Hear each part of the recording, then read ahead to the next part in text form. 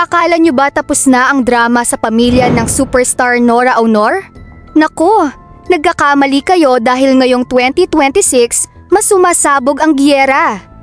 Muling nagliyab ang hula-hula nang magsalita si Ian De Leon tungkol sa isang korporasyon para sa legacy ng kanilang ina. Pero ang pasabog, agad itong rumesbak. Hindi pinalampas ni Lotlot De Leon ang mga hirit ni Ian. Diretsahan niyang binansagan ang mga paratang ng kapatid na isang malaking kasinungalingan. At kung akala nyo sasali si Matet De Leon sa away, naghugas kamay ang lola mo. Buwis buhay niyang sinabi na wala siyang pakialam sa issue at labas siya sa gulo. Ano nga ba ang totoo?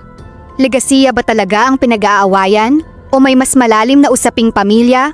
O baka naman pera na naman ang dahilan? Sa tingin nyo, sino ang nagsasabi ng totoo rito? Si Ian ba na gustong protektahan ang pangalan ng ina? O si Lotlot na pilit itong pinapasinungalingan? I-comment mo na yan! Huwag kalimutang mag-follow para sa susunod na pasabog na resibo.